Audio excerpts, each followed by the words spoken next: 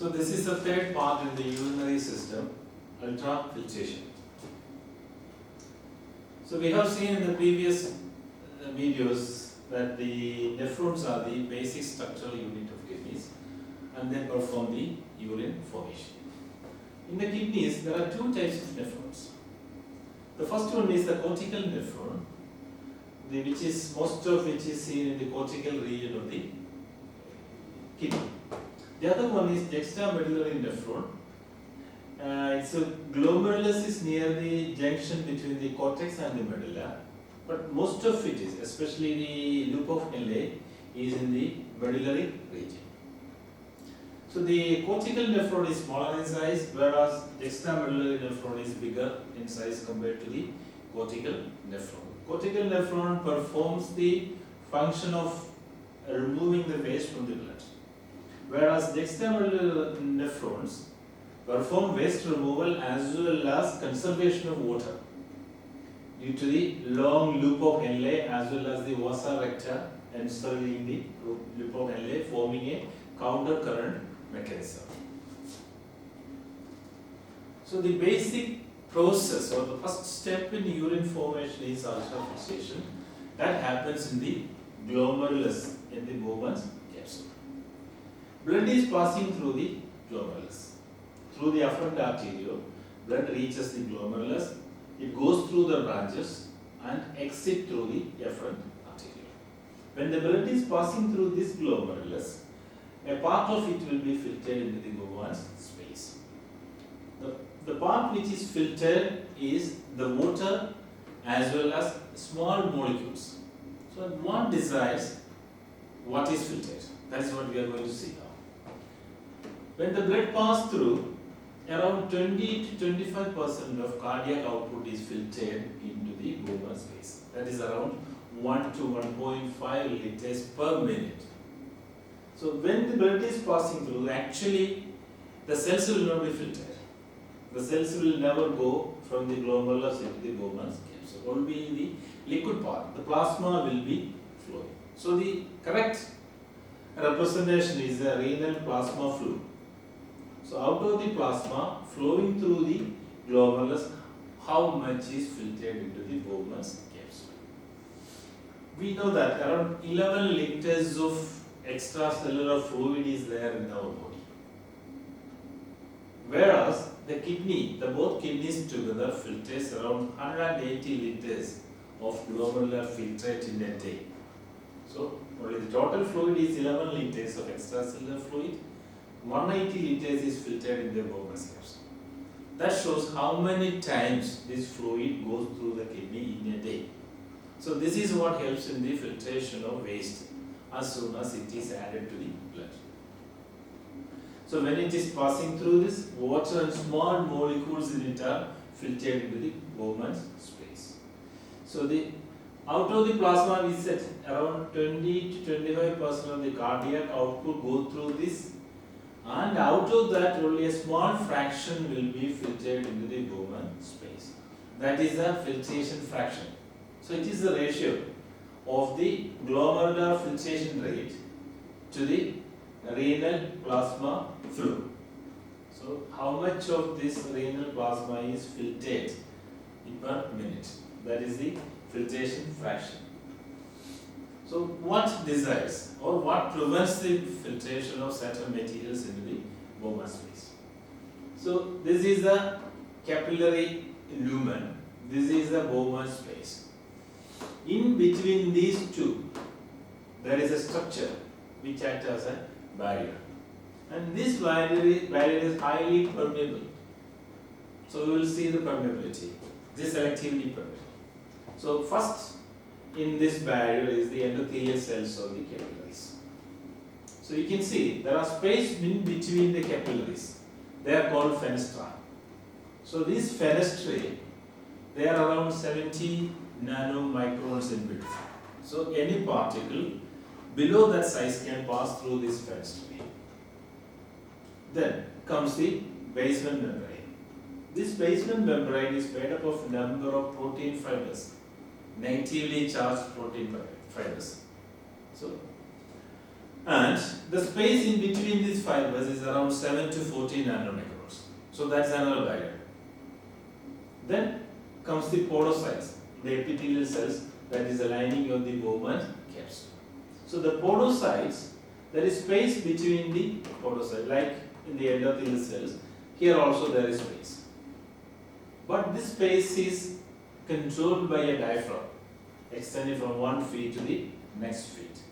The podocytes has got feet and they are interdigitating, and that interdigitation forms the filtration slit, and that slit is guarded by diaphragm.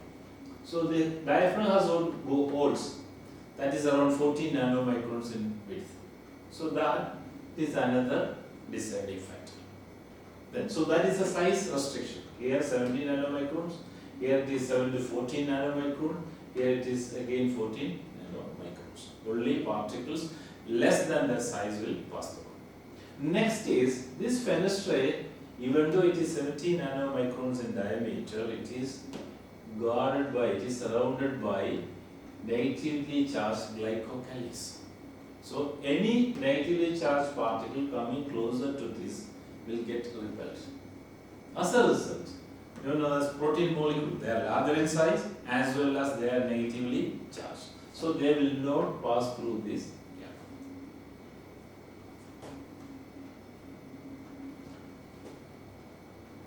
See this. We will see the relation between the size and the charge of the particle and their ability to get filtered. So here, the molecular size is increasing, and you can see the possibility of getting filtered is decreasing. So the larger the molecule, lesser chance of filtration. The smaller the molecule, the higher chance of filtration. Then comes this molecular charge. So see, the negatively charged particles are filtered very, very less. Whereas the charge goes to the positive side, the filtrability is higher. So if any particle which satisfies these two conditions will be filtered. So these are the podocytes. So the podocytes, their feet, the feet is surrounded by negatively charged glycoproteins. So any negatively charged particle coming here will be repelled. So the feet are connected by diaphragm. You can see rectangular holes in the diaphragm. The size is around 14 nanomicrons, and any particle above that size will not pass through. So these two things, the size restriction and the charge restriction. So this controls the movement of particles through the barrier. There is no filtration based upon the chemical nature. So actually this is an advantageous thing, because we meet with a number of chemicals every day. If the body need to filter based upon the chemical properties, the body should have specific mechanism for each of these molecules. But here, the filtration is not on the chemical nature, just based on size and charge. So it is easy to filter. Then later, when it is reabsorbed, the chemical properties come into existence, or may be used for the reabsorption. We will see it there. Glomerular filtration rate is affected by multiple factors. So we have seen what decide which particle is filtered into the Bowman's capsule, that is the size as well as the charge. Now, how the rate of filtration, how the rate of their filtration is affected. It is affected by multiple factors. One is glomerular hydrostatic pressure, the pressure here in the glomeruli. So that mainly depends upon the body blood pressure. But you know that some people the blood pressure will be high, some blood pressure may be low.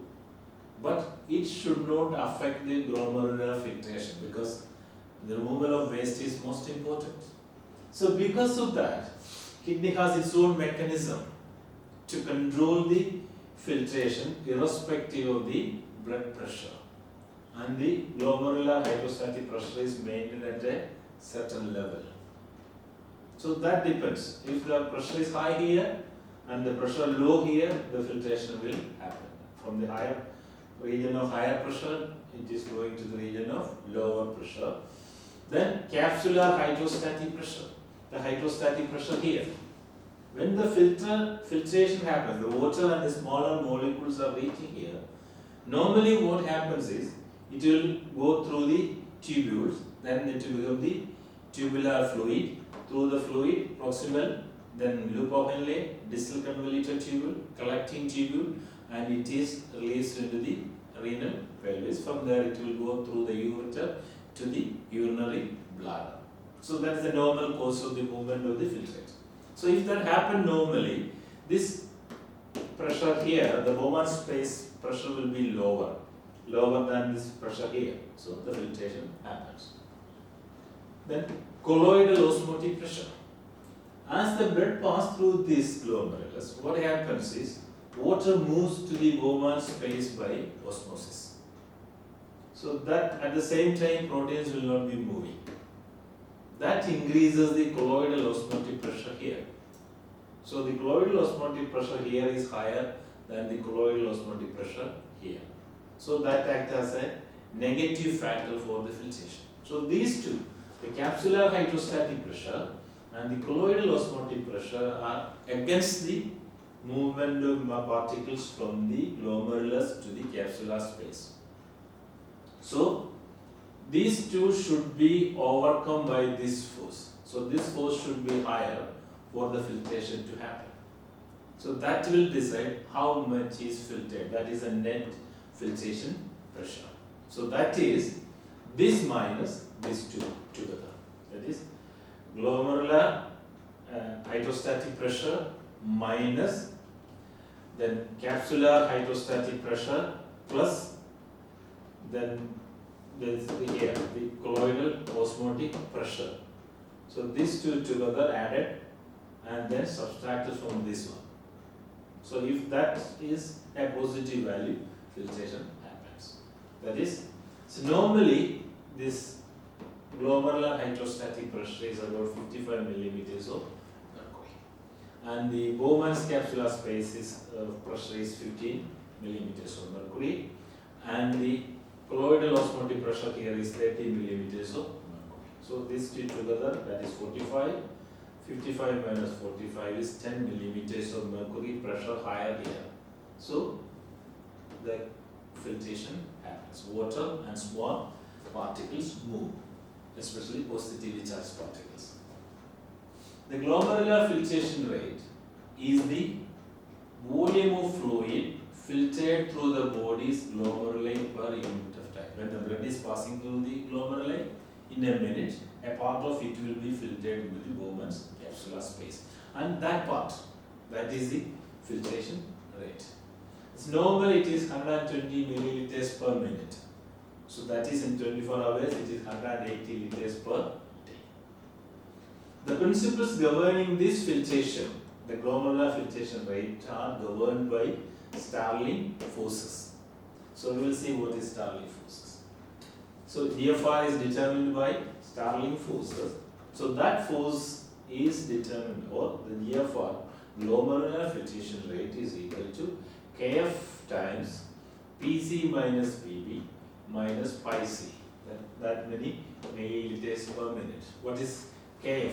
Kf is the permeability constant of the glomerular capillary, the permeability constant of this. Then Pc, glomerular capillary hydrostatic pressure here. So that is the positive thing favoring filtration. So this Kf is against. Then Pb, Bowman space hydrostatic pressure. How much hydrostatic pressure is here? Then pi z is the glomerular capillary oncotic pressure, or colloidal osmotic pressure. Colloidal osmotic pressure here because of the proteins in the blood. So that too, pi c and Pb is against filtration. Pz is in favor of filtration. If this is bigger arrow, then the filtration happens. That is a normal case. Then what decides glomerular capillary pressure? So the main thing is, it is written by three variables. The first one is systemic arterial pressure. What is the blood pressure of the person? That decides the pressure here. As I said before, the blood pressure can be high in certain persons, it can be low in other persons. But irrespective of the high or low blood pressure, the pressure here is maintained almost constant by autoregulatory mechanisms controlled through the juxtaglomerular apparatus. We have seen the structure in a previous video. So this with the help of this structure, that is the renin, angiotensin, aldosterone system, the kidney controls. It has got its own autoregulatory mechanism. Because of that, glomerular capillary pressure is kept constant. And second factor is the resistance in this vessel, in the afferent arteriole. If the resistance in the afferent arteriole is high, what will happen? The blood flow to this glomerulus will be decreased. So the blood flow is decreased. When the blood flow or blood reaching here is low, what happens? The pressure here will be low. As a result, filtration will be decreased. Then what happens if the pressure is low here? More blood will reach here. As a result, the pressure will be higher here. As a result, more glomerular filtrate is produced. And likewise, in the afferent arteriole, when the resistance is increasing here, what can happen? When the resistance is high, the blood flowing through this will be decreased. As a result, blood will stay here for longer and the pressure will be higher. As a result, more filtrates will occur. And at the same time, if the pressure is low, the resistance is low here, what can happen? More blood will flow. So as the blood enters here, it will be flowing out. So pressure will be lesser. So the filtration will be lesser. So low resistance here, high resistance there. That favors or that increases the pressure here and more filtration. But this here, increasing the pressure here has a negative impact also. When the pressure is, the resistance is increasing here, the flow of blood will be decreasing and the pressure is increasing here. As a result, more filtration. But when the resistance go beyond a certain limit, what happens is the blood flow through this system will be decreasing. So when the blood flow decreases, what happens? The filtration is also decreasing. So if the resistance in the afferent arteriole is beyond a certain limit, glomerular filtration will be reduced. The glomerular capillary pressure, that is another factor deciding the filtration. That we have already seen. This is the renal afferent arterial resistance as well as renal afferent arterial resistance. How it affects, we have already seen that. Then other variables. There are certain other variables that is happening in the abnormal condition. Normally these variables will not come into play. When there are certain abnormal conditions, like it is changing the permeability coefficient of the glomerulus. For example, when the basal membrane is thicker, we know that the basal membrane acts as a barrier. When its thickness increases, what happens? The barrier will be stronger. As a result, filtration will be decreased. For example, in diabetic nephropathy, the filtration will be decreasing. The basal membrane thickens and the filtration is decreasing. And also when the number of functional glomeruli is decreasing. There is no decrease in the number of nephrons, but the functional glomeruli are decreasing. So the filtrate produced will be lesser. Another thing is Bowman's space hydrostatic pressure. So when the filtrate reaches the Bowman's capsule, it will be drained into the tubules and later it will be removed as waste or reabsorbed. But in certain cases, when this, for example, when this ureter is blocked, what happens is the urine formed here will not be drained away. When the urine is remaining here, what happens? The new urine from the collecting duct cannot go there. It will remain in the collecting duct. When the collecting duct is full, what will happen? The liquid will come back to the convoluted tubules and it will later come to the Bowman's capsule. As a result, the pressure there increases. So that is acting against the filtration. So that is a negative abnormal condition, and that results in the hydronephrosis.